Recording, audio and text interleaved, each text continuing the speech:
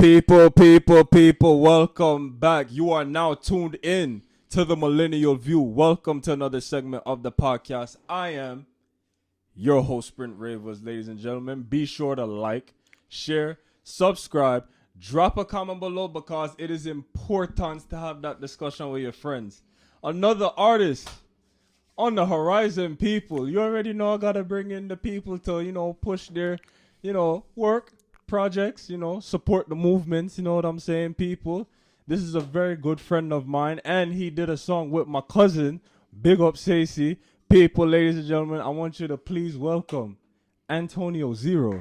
Yes, sir. How you doing, man? I'm doing good, man. I appreciate you having me. Absolutely. I gotta support, my young entrepreneurs, young content creators, young artists, you know what I'm saying? That's what we gotta do.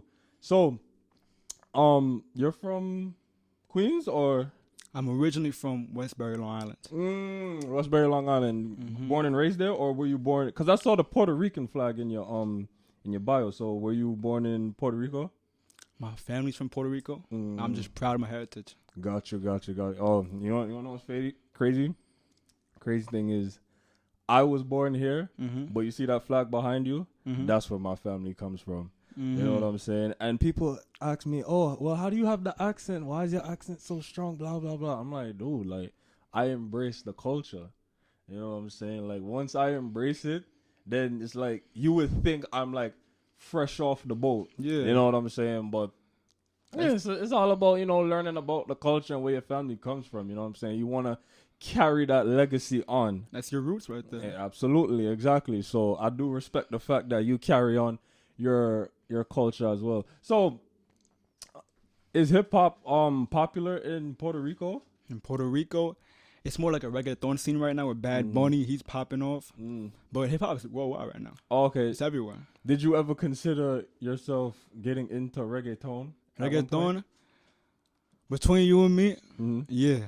But my Spanish is not too perfect, so trying to do that, I need someone to help me out with that. Got you. Well, I mean, it's a progress, and, practice makes perfect, you know what I'm saying? This is not a race, you know what I'm saying? So, if you were to do that, I feel like you'd be fine. And plus, it would get, a bigger audience, too, if I did that. Right, so exactly. That's coming soon. Because, tell you, that genre is one of the most popular genres out in our world, you know? All right, so, let's get into it. So, I want you to tell the people, when did you discover your passion for music? How did this journey start? All right, so the age was 12 years old. Have you ever heard of that album, Nothing Was the Same? Drake. Absolutely. For some reason, I never even heard Drake at that time. I was 12 years old. Something just told me to check out that album. I bought it back in Target when they had CDs. All right. And I didn't have no iPod Touch. I had iPod Shuffle Mini. You know about that or no? Yeah, of course. No screen, nothing. All right. So we just had no screen on that. You had to listen for the song. Nothing Was the Same. Tuscan Leather changed my life. Connect changed my life. Pound Cake. There you go. Pound Cake. There you go. So it's just that just set the tone for everything. I just heard that. I'm just like, man, I want to do that. And that's it. Honestly, Nothing Was the Same in my opinion. That's probably my top two. My top two favorites, you know what I'm saying? Very beautiful masterpiece with that, and even with Drake at that time, I don't know, something about Drake's what's the word? His vibe? Yes. I'll use that word, yeah. So his vibe was you could connect to it. You felt even in fucking what's the song? Don't think about it too much. That's the one with Sampha. Is it from Time to Time? No, it's from no, not that song. It's it's on Nothing Was the Same. Yeah, I know. We sound like fake fans right now. Yeah, but it's all good. But that song, it's just he's sending messages in that song, you know what I'm saying? So and that's one thing that I like about, some artists in the music industry. They make music to also send messages, you know what I'm saying? Some do the complete opposite just to make a name for themselves or clout chase or it's or like make a hit. Yeah, exactly like them just It almost want felt like- for the money. it almost felt like those songs were kind of personal. Right, exactly. And I feel like that's what Drake did on Nothing Was the Same, and that's why, I definitely, respect that a lot.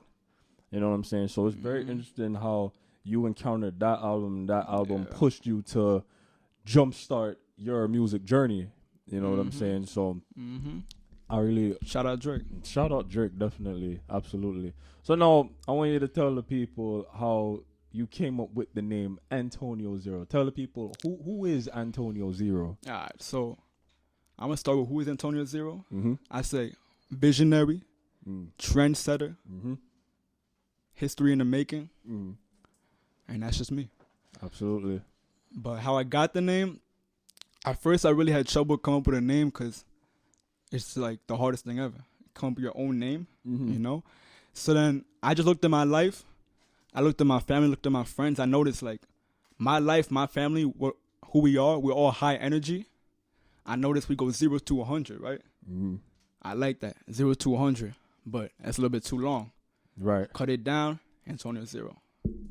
0 to 100. I remember that song that came out in 2014. Drake as well. We go back to Drake. Go back to Drake. You know what I'm saying? Drake is what pushed this man's career, and again, like that's definitely a great artist to like look up to. Would you say that he's obviously one of your influences, right? And a lot of upcoming artists have artists that's in the game right now that help them push throughout their career. So do you have any other artists that influenced you? Yeah, definitely. So similar to Drake, I really fuck with Tory Lanez too. Some of his old shit like Cruel Intentions, In For It, and also R.I.P. XXXTentacion. Changed so much shit for me. Changed so much. And early Joey Badass. Like 2012. Yeah, like when he was like young. Yes. That's when I really Absolutely. fucked with his shit. Absolutely. I would definitely agree with you on that. I'm going to pinpoint something, though, that you said. You said Tory Lanez. So I'm not going to lie. I'm kind of anti-Tory because I don't know, like some of the stuff that he said, like one of his interviews, right? He said, "Oh, I'm Jamaican by association." Blah, blah, blah. I'm like, dude, like, nobody says that. You know what I'm saying? Like, I'm not gonna, that's like me saying, oh, I'm Puerto Rican by association. I don't know anything about the culture. If you don't know anything about the culture, don't try to associate yourself with that culture to be down. You know what I'm saying? Because it just don't look right. You know what I'm saying? Like, I don't want to, like, push it to the extent, like, oh, it's, disrespectful, but like it just doesn't look right when someone says, "Oh, I'm associated with this," but they don't know absolutely nothing about the culture. You know what I'm saying? And I don't know, like his music, like everything is all sampled and whatnot. I mean, I get many artists, sample, other works, but I don't know, like with him, it's like that's the trend. That's like his style, I guess. Did you hear his earlier music? The first song I heard from him was "Say It." That's the first song. Okay. Yeah, that was like the radio. That's when like he got like the mainstream success. I got some songs that might change your mind because his early shit, before, like when he was on SoundCloud, his SoundCloud days, like I really fuck with that. Oh, I see. I didn't, in a way more than his newer shit.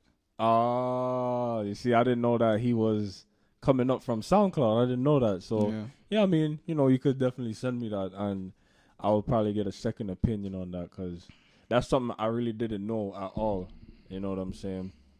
That's interesting shit. And I mean, like, I feel like right now, the current state of music, a lot of people are sampling from other artists. So now I'm gonna ask you this: what is your reaction to that? Like, how do you feel about these artists today sampling from past music? Do you feel like these current artists should be coming up with their own work, or do you feel like this trend should keep going? I mean, it's gonna keep going no matter what. I think, that's just how music is. It's just gonna keep revolving, keep revolving. I could say whatever I want, but my song I just dropped yesterday, Move My Dolly, check that out. That's a sample. That's sample too. Has a sample in it from Shiloh Dynasty, I believe, and so it's gonna keep happening. Right now, it's popping with drill. I know you hear with drill. Everyone's sampling everything. Yeah, absolutely. So I think it's great. I think it's great because it's like you're repurposing it and you're making it new. So I fuck with it if you could do it right. Do you feel like they're also paying homage to these artists that came out with these works? Are they paying homage? I guess in a way. I don't really have an answer for that one. Okay, cause yeah, like what's an example? Moneybagg Yo, Waukesha. Yeah. They sample off Ashanti Foolish, right? What's another one? It's many of them. B Love. Right. He dropped a song with If You Know You Know, that one. And then it's a lot of drill artists doing that right now. Right. And it's like, like damn, like I've heard this before. And I'm like, oh, it's that.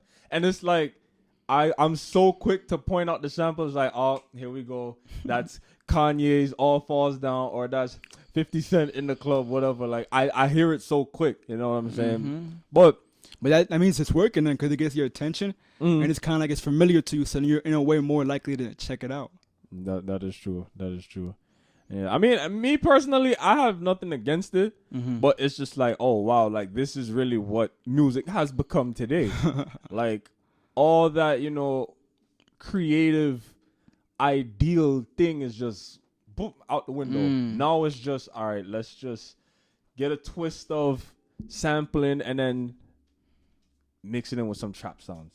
I see where you're kind of coming from. Yeah, it's a hit. Money coming in, fans coming in, streams coming in. That means they're probably doing it for a different motivation. Yeah, I guess that's just like the algorithm these days. But hey, if it works, then do it. You know what I'm saying? So now I want to switch gears to Ooh Baby. I want to know how that came about. Big up Stacey, by the way, again, because definitely that song had me like, ooh baby. Yeah, I fuck with that. Is that easy? Good looking, bro. Absolutely, bro. So yeah, tell us how. I got a good story for that one too, bro. I got a good story. Yeah, so tell us. I used to work in Long Island and Glenhead, right? I was living in Jamaica, Queens. Okay. I used to work in Long Island, right? So I have to go back and forth on the LIR, Long Island Railroad, for anyone who doesn't know. And I remember one day, I'm just riding it, right? And I'm an artist coming up, so I'm always looking for new artists to collab with, work with, whatever. I look over, I'm sitting down. I see my man had like some nice glasses on, I think some dreads on too. Yeah. And then something just told me, this guy makes music. Something just told me that, right? So then I just knew that, right? So I'm just like, yo, any chance but you make music? Yeah. He's like, yeah. I'm like, let me hear it. And then put on my Beats headphones, heard it on my own. This shit was fire. I fucked with the promotion. Like he did it, like he executed it nicely. Right. I'm like, yo, bro, come over. I got a studio. Let's do a song. He said, I bet.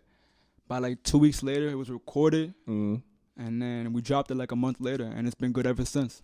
Bro, see, this is beautiful. This is what I like. I like to see the young upcoming artists unite instead of bucking head to head to see, who's the hottest, who got the most fire tracks. Because I feel like, yo, even in dancehall, because I'm a dancehall guy, right? Even in dancehall, like, there's like no such thing as unity in times like these. Unity was really like a big thing in like the early 2000s, late 90s. But right now, it's like, who are the hottest artists in dancehall? And it's like, yo, this competition thing is just crazy. Yes, some of the disses may be entertaining. It may be entertaining, but it's like, yo, do you know how much fans will lose their minds if the two of you made a song together? That's true. You know what I'm saying? So that's true. I really like how you guys were able to coexist and, come up with this track. You know what I'm saying? Music videos. Do you plan on making a music video for this song? To that song? Casey and I gotta talk about that. Yeah, definitely, because I would definitely like to see a music video for that. Now with shows, have you ever performed at a show? Yes, sir. How was the experience? I mean, so I performed about 5 times already. My first time doing it was at an open mic. Okay. It was in the city. This is BC before Corona, at this place called the New York Poets Cafe, and it actually went pretty good. Like I had like the energy, and then I think it's just I think it was pretty good because just having the confidence to execute and just do it at my first time, that's all I ever wanted. So I was proud of that. My second performance was the best, in my opinion. I want to say shout out to her because I got hired for quinceañera, and it was pretty cool. I just did like 10 of my songs. It was mad fun. You wasn't nervous or anything? Of course, I'm always nervous, but like, just like right now, once I touch the mic, once I get on the mic, it just changes. Yeah, because you know this is your passion. You know what you're doing. You got the mic there, and then you're just gonna boop, boop, boop. You just go. You know what I'm saying? You forget that the nerves were even there. You know what I'm saying? Yeah, because I mean, I've like a lot of artists that came on the show. I asked them the same question, like, "How was your first experience performing?" And a lot of them say, "Yeah, I got stage fright." But, you know, after, like, you know, my 5th show, I was able to, you know, get the momentum going. But you did it on your first try. Like, you just kept going. I'm not going to say I'm all that, but, yeah, for my first show, it's just because I've envisioned this shit for years. Yeah, you know, and so it has to happen somehow. Definitely. So, now, let me ask you this, right? The current state of hip-hop has definitely transcended to a different direction. But you want to know what's crazy? Like, you really have like people that talk controversial things about, oh, hip hop is trash and all. You know, we bring back the authentic hip hop. You know, the West Coast kind of beats, the New York City authentic. Yeah, what is your views on that? Like, how do you feel about that? Those comments. I mean, those comments. It's gonna evolve. That's just what it is. Right. So it's just different because it's a different generation saying that. Like, you know, the generation's changed now. Our generation really wants to turn up. It's really party songs. It's really different. It's more like hype. You know, I say I got love for both of them because I came up on Eminem. Okay. I came up on Joey Badass, very lyrical people. Right. All right, so I got a love for that. And honestly, not a lot of people notice, I started lyrically. Like, really, I was more lyrical. Right. And I got more into melodic, more shit like that because I realized that's what's popping right now, you know? Yeah, absolutely. So that's what's the word? That's what goes to the surface right now in this time. It's shit that can get people moving. Right. But I think right now, the current state of hip-hop, I got no issue with it. There will always be a certain section that fucks with, like, more lyrical. So, I mean, right now, drill is huge. You know that. Yeah. Drill is huge. It definitely is. But, like, talking about the size of hip-hop, with the size of hip-hop, I think it's growing huger every single day. I think that's good because more competition, more motivation. Absolutely. Yeah, man, like, even, what was it? It was the other day. Drake was on stage with J. Cole. Drake gave J. Cole his flowers saying, yo, you one of the greatest rappers of all time, blah, blah. And I was like, I'm glad that he gave him that recognition, shit, because J. Cole he's real. He's definitely real. And that coming from Drake, which is like one of the biggest names, you know, it's soothing. You know, it's a relief that, you know, J. Cole gets his flowers, he gets his recognition that he deserves. You know what I'm saying? I mean, again, like, you know, these artists today, yes, they are very successful. Very successful. Lyrics, like being a lyricist along with making the good music, I feel like that's like the cherry on top these days. It's definitely the cherry on top. But like, I would say for going back to Drake again, like, I really fuck with him because his music gets you moving. But if you really listen closely, he's doing a lot of shit. Absolutely. He's doing a lot of lyrical shit. He's doing a lot of play on words, metaphors, all that. So it's like, it might not sound lyrical, but once you listen in, that's lyrical. Right. I mean, yeah, man, like, things definitely do evolve, and, you know, there's nothing wrong with it. You know what I'm saying? People are going to enjoy it. These artists are going to be successful. It is what it is with that. You know what I'm saying? So, Mr. Zero, my final question for you. If you had the opportunity to work with a big artist, mainstream, dead or alive, who would that artist be? I had an answer before, but it changed now since you said dead or alive. Oh, okay. All right. XXX fucking Tentacion. All right, he said fucking Tentacion. That's my guy right there. That's my guy right there. He influenced me so much, man. Like, it's just crazy. Like, he could be on his spitting bar shit, right? But then he switch it up on y'all and start singing on you. You know what I'm saying? And that was just, and obviously we have that in the game right now, but for some reason it just hit me different when he did it. And it just felt fresh, and it's just sad we lost that potential. Yeah. Wasted fucking potential. That was very, very, very unfortunate when, because I even I learned that, like, I think it was minutes or probably hours before he died, he was just on live. Really? Yeah, he was on the live, and then he was saying something like, "Oh, I love you all." Like, he was just spreading nothing but positivity, and then they just sprayed him up. Yeah, nothing. And I'm just like, yo, I don't get, like, why people really like to, spread this negativity and bad mind each other when we should be uplifting each other. We already living in a crazy world where, we're dying. We're dying every single day by police or our own people.